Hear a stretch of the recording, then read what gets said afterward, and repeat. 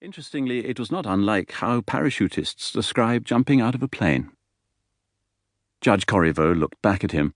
Her eyes were sharp, intelligent. But Gamache wondered how much she was actually seeing, and how much she was actually missing.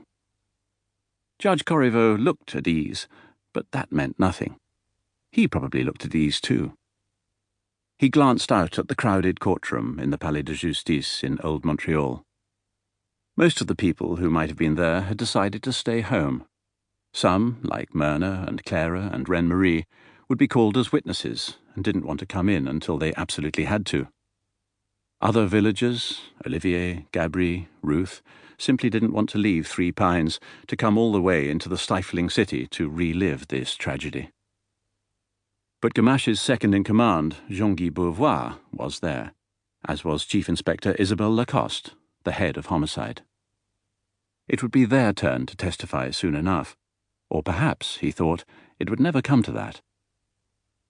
He shifted his eyes back to the Crown, Barry Zalmanowitz. But on its way there, his gaze had brushed by Judge Corriveau. To his chagrin, she tilted her head very slightly, and her eyes narrowed very slightly. What had she seen in his eyes? Had the rookie judge caught the very thing he was trying to conceal, was desperate to conceal? But if she did see it, he knew she would misinterpret it. She'd assume he was troubled about the defendant's guilt. But Armand Gamache had no doubt about that. He knew perfectly well who the murderer was. He was just a little afraid that something would go wrong, and a particularly cunning killer would go free. He watched the Crown Prosecutor walk deliberately to his desk, put on his glasses, and carefully, one might even say dramatically, read a piece of paper. It was probably blank, Gamache thought, or a shopping list, almost certainly a prop, a wisp of smoke, a shard of mirror. Trials, like masses, were theatrics. He could almost smell the incense and hear a tinny, tiny bell. The jury, not yet wilted from the heat, followed the skilled Crown's every move, as they were meant to. But he was not the lead in this drama. That role was taken by someone off stage who would almost certainly never utter a word.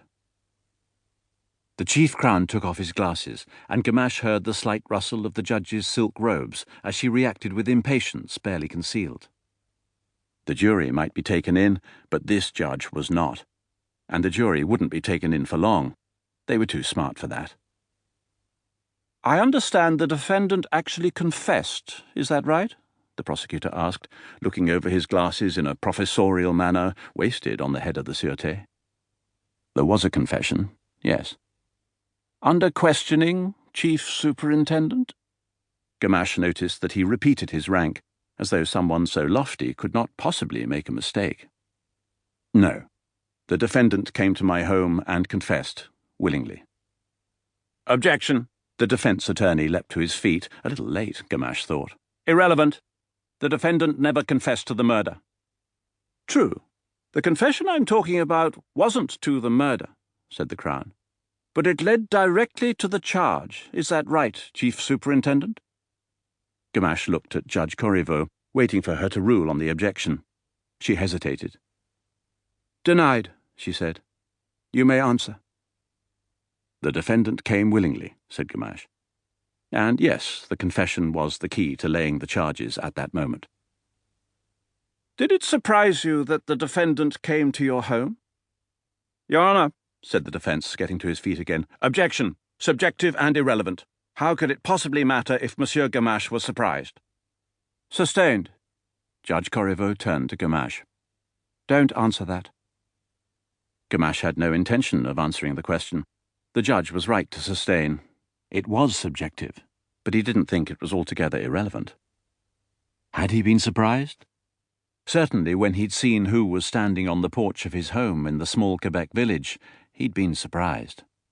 It had been hard to tell at first exactly who was in the heavy coat with the hood up over the head. Man? Woman? Young? Old? Gamache could still hear the ice pellets striking his home as the bitter November rain had changed over to sleet. Just thinking about it now, in the July heat, he felt a chill. Yes, it had been a surprise. He hadn't expected the visit.